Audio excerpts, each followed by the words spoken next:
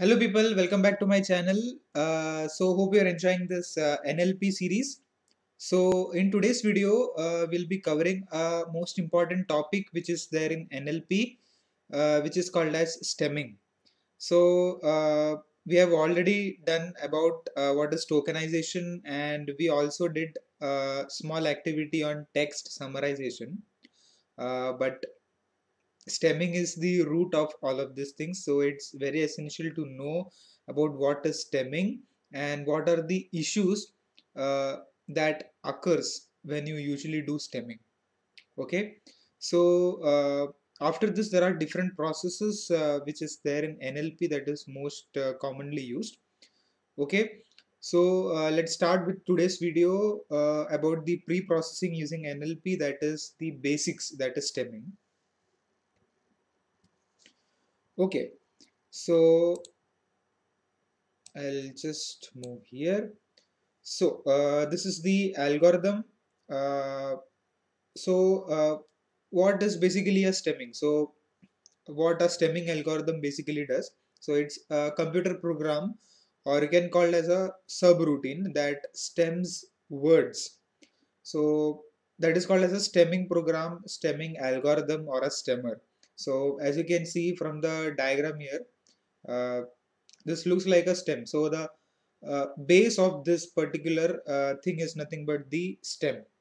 So from that you grow leaves, branches, like that. So the main operation is to remove a suffix from a word and reduce to its root. So that is the operation or the major goal why you use the stemming operation. And talking about the aim or the objective for using this is to reduce the inflectional forms. Now, what do you mean by inflectional forms? Is like if you have a sequence of different words, obviously when we do the coding part hands-on, we'll get to know what this thing actually is. So inflectional in simple words is like when you have similar words, they all uh, get trimmed to one particular common stem, but when we actually expand that word at the end, they may have different meaning. So usually it happens. So you might already know, if you have some uh, words, uh, they have common stem, but when you make meaningful sentences out of that, uh, then their meanings will be different from one word to other word. So that is nothing but to reduce the inflectional forms. Okay. As I mentioned, inflection is a process of word formation in which a word is modified to express different grammatical categories, uh, like tense, gender, mood, voice, etc. Okay, so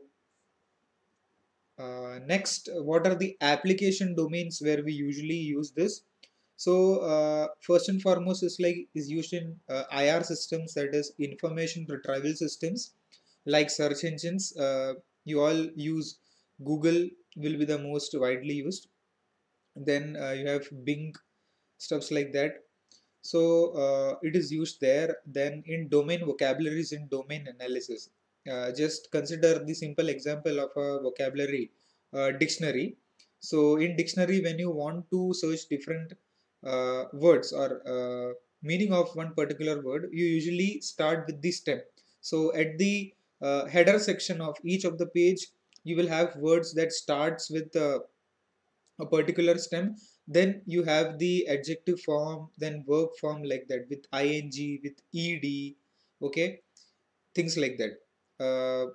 We used to do this in our childhood when we uh, were kids at school times, but today we have smartphones and also we hardly use these things. So uh, that's where from the root of all these things comes into picture.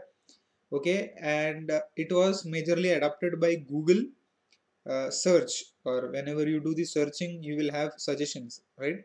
When you type Elon Musk, okay, so Elon Musk's salary, Elon Musk innovations, what all things he did, stuffs like that. So Elon Musk will be the stem there, and after that whatever you get as suggestions, that is auto generated. Okay, so that is generating from that stem, Elon Musk. Okay, so they introduced in 2003 by Google. So it's, I mean, like, that is a basis of all these things. So from STEM it grows everything. So talking about the common errors that we see in stemming algorithms. So one is called as the understemming. So this you can consider like in decision trees also, you have something like underfitting, overfitting. It is similar case here. You have understemming when two words that should be stemmed to the same root are not being done in the usual way. Then understemming happens. So it is technically known as false negative. Okay, so from confusion matrix, different metrics, you'll get to know these things. False negative. So a simple example would be alumnus, alumni, alumni. Okay, so all of them have different meanings, but a common rule is like when you have a very large root, okay, that means you have understemming, and when you have very small root, that will be overstemming. It's not the reverse way. Then we have the second type of error, that is the overstemming. So when two words with different stems are stemmed to the same root, it is known as uh, overstemming, also called as false positive. Example: universal, university, universe. So if we stem this to universe, UNIVERS, which doesn't have any meaning at all. Sometimes stems can make sensible meaning, sometimes it cannot. Most of the times it cannot make sensible meanings. So which is completely wrong. Okay. So in overstemming, what happens is like the stem usually reduces to very small root. So actually here the correct one should be uni. So uni is common to all of them. But here how it is like universe, VRS. Okay, so that's incorrect. Next, we move about three types of stemming algorithms that we'll be seeing in our implementation part. So one common stemming algorithm is called as the Porter stemmer. So it is the most commonly used and is the gentle stemmer algorithm. It is fast, but it is imprecise. Imprecise in the sense when you have large number of tokens to process, then it will be a hurdle to do the stemming activity, as you can see from this picture. Next, talking about what is called as the snowball stemmer, which is also called as Porter 2 or English stemmer. So it is actually an improvement made over the previous version, that is the Porter stemmer. So it is targeted over the large data sets. It is maintained to work with larger tokens with larger data sets. And one important thing is like you can do any custom rules for that. For any languages, there are a set of languages that is designed for to support for snowball stemmer. Not all regional languages you can do. You can do stemming for some international languages: German, French, Dutch, Spanish, including English. There are a list of other languages. I'll put the link in the description. Make sure you check that video or the link for that out. Okay. And then moving on to the third type of stemming algorithm, we have something called as the Lancaster stemmer. Also, it is called as the Pace husk. It is very aggressive and iterative. Aggressive in the sense it will trim to very large extent. So at the end, when you have this stem, it will be very small. Okay. So usually due to this heavy stemming, it can cause overstemming problem. So sometimes it can lead to non-linguisticity or non-linguistic meaning. You can't understand what the meaning of stem actually is. Ideally speaking, stems don't carry any meanings at all. Sometimes here or there it can make some sense in singular or plural context, but most of the time, 90% of the time, stems are non-meaningful. Okay. So coming to the final part, if you personally ask me which one to use, so it depends upon the data set, how many tokens you have to process. So honestly, I feel that Snowball is usually the way to go. There are certain circumstances in which the Lancaster will be hugely trimming down your working data set. So that's not very good idea to proceed with, which can be very useful. However, the marginal speed increases over Snowball, as per me, and it's not worth the lack of the precision. So if you want, or if you target precision for your activity to do, or text categorization or summarization for anything, I suggest you Snowball Summer. Porter is the most common implementation though, and it's usually the default one.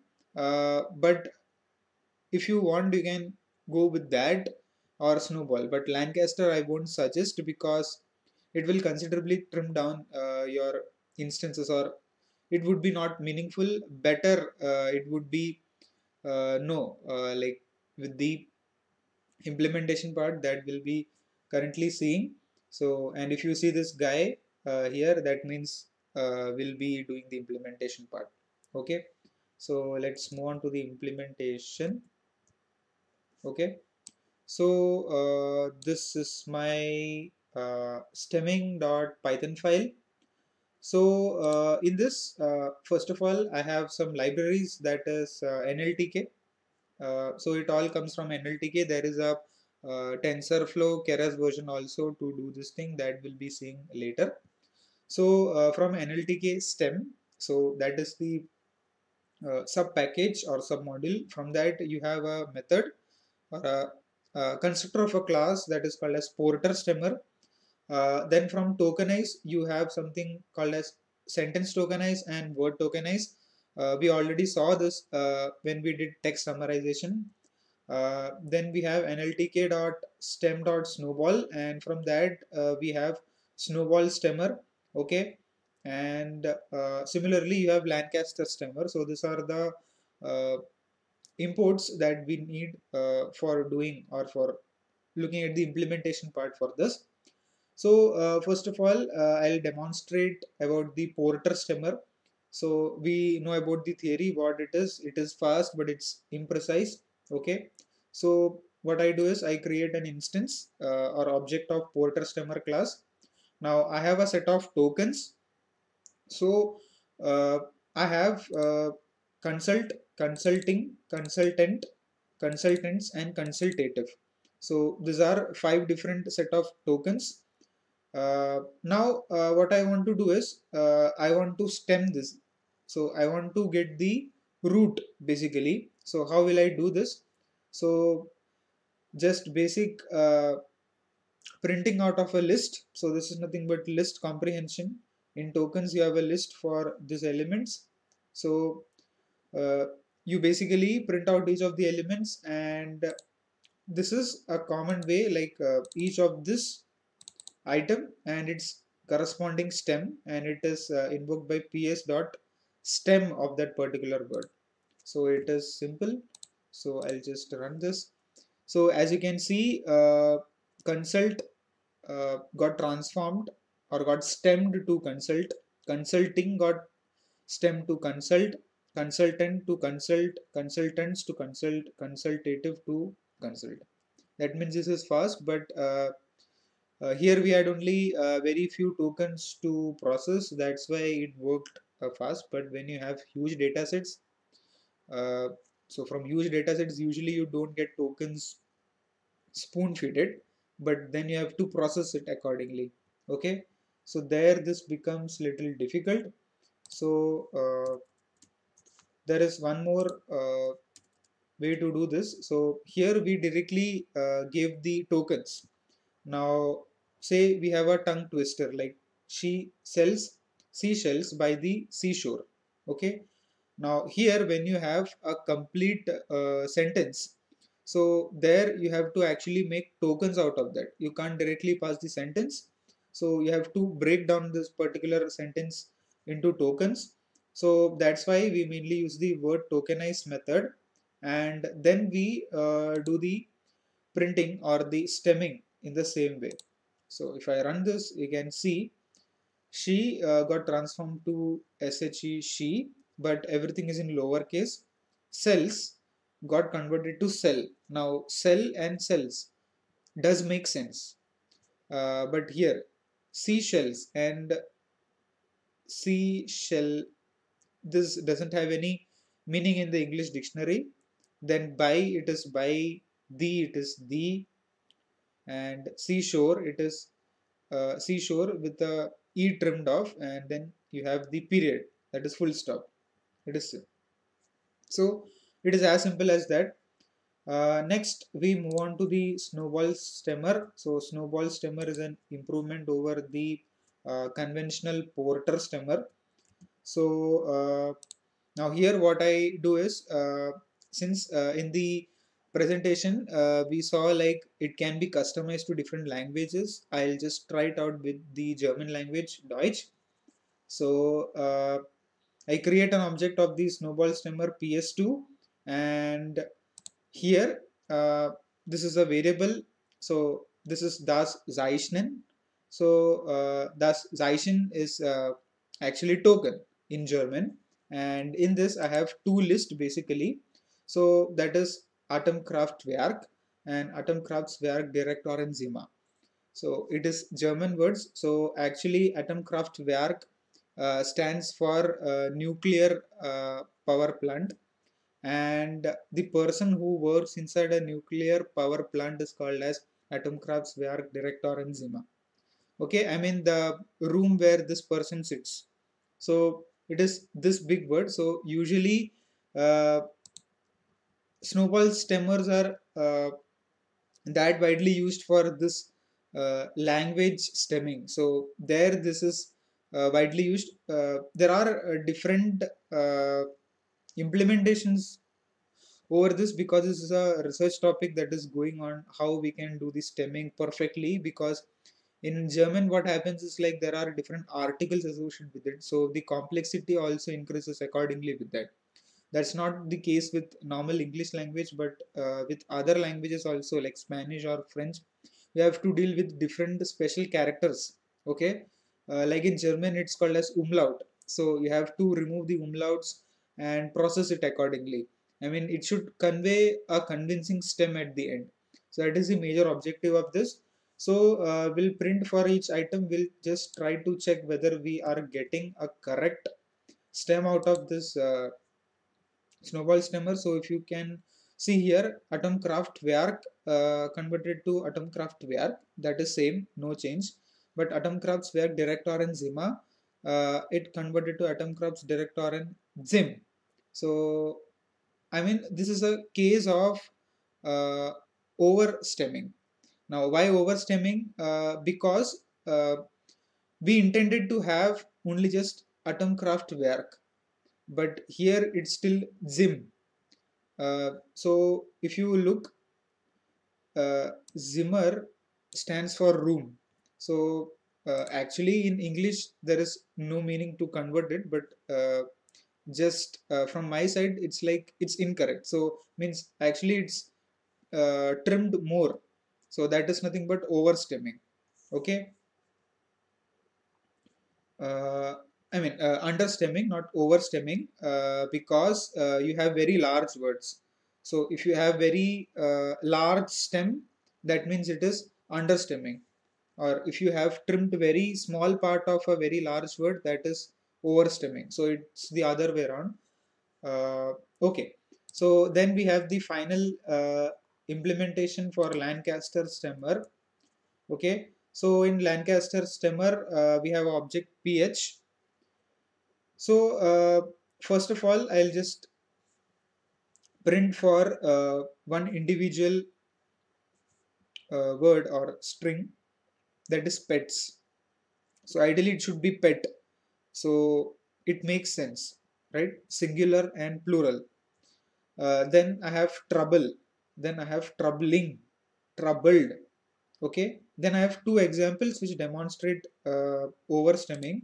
So better we just run this and see what we can obtain. So as you can see, pets got converted to pet. Trouble got converted to troubl.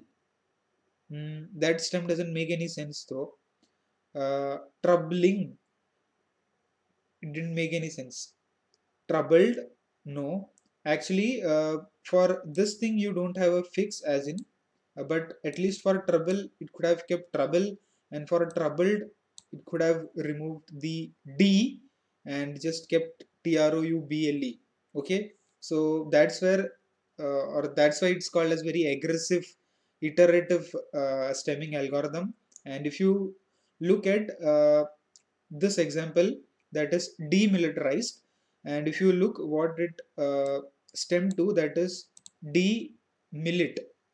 Okay, so that doesn't have any meaning at all.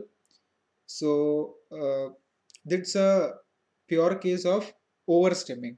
I mean, you have very large word, okay, and it's just trimmed to only this much. Okay, so from a very large word, if it's trimming to very small part or small root, small stem, that is a clear case of overstemming.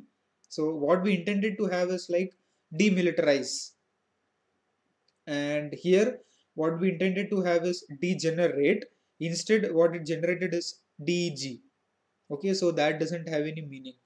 Okay, so that's why it's considered to go for snowball stemmer. If you have English language, then snowball stemmer is a good option. Otherwise, you can use porter also, but Lancaster hardly we use it because, as you can see, it just trimmed to very large extent. Okay, so that's all regarding about the implementations and the overview of stemming in natural language processing.